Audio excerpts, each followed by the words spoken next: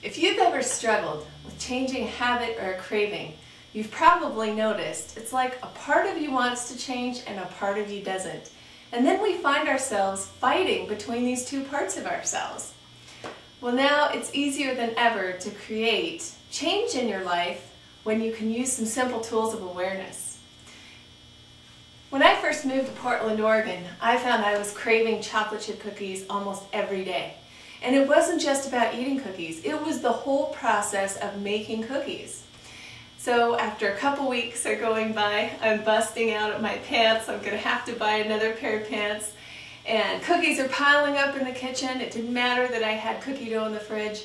Finally, I said, Holly, you got to get a hold of this.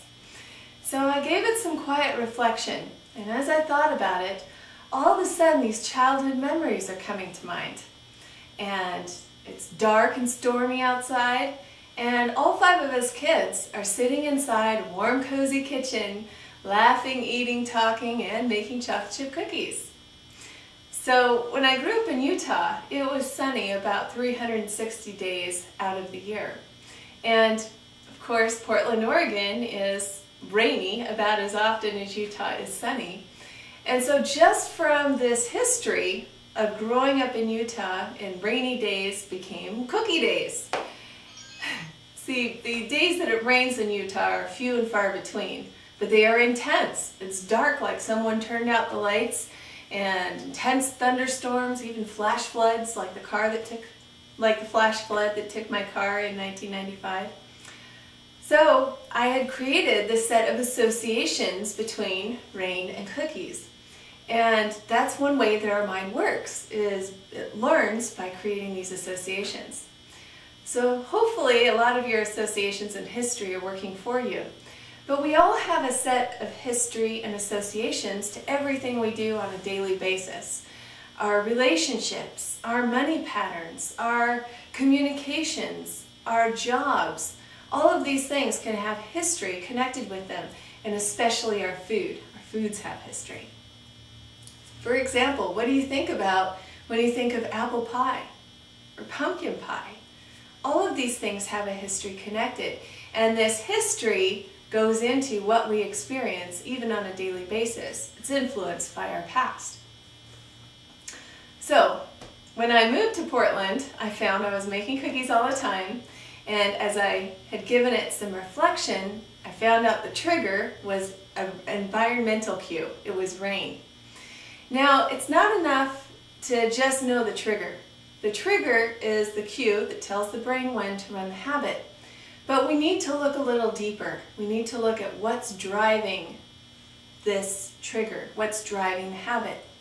And as I thought about that, the emotional pattern connected behind making cookies was this sense of connection to my family.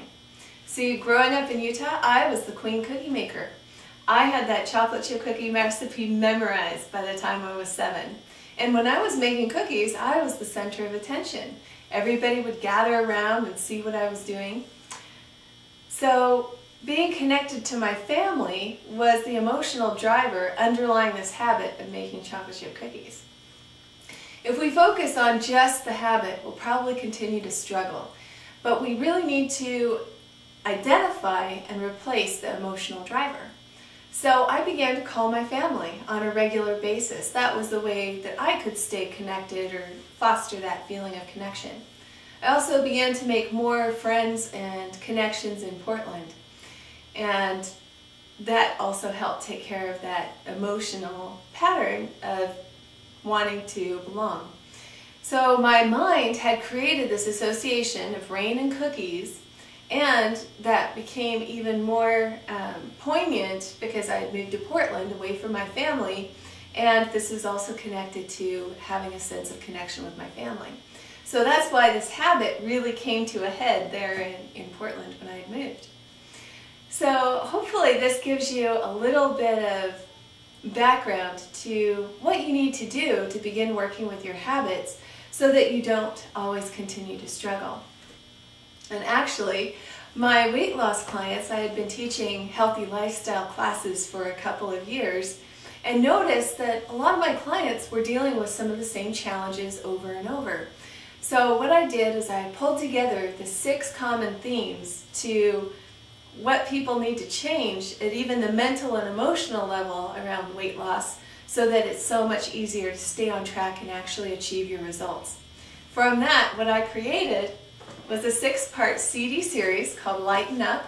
I call it Lighten Up Mind, Body, Weight Loss audio course. And these 6 CDs actually address these 6 common themes to helping clients change those underlying mental and emotional patterns so that they can easily release the weight, transform cravings, and stay on track with really healthy living. You can find out more about the CD series at www.lightenup.me. Thanks for watching. I'm Holly Stokes, the brain trainer and NLP coach. I help clients train their brain to work for them so that they can get results and achieve their goals. If you'd like more information, visit my website, www.lightenup.me, where you can also get a free download for the introduction to changing your food habits and cravings.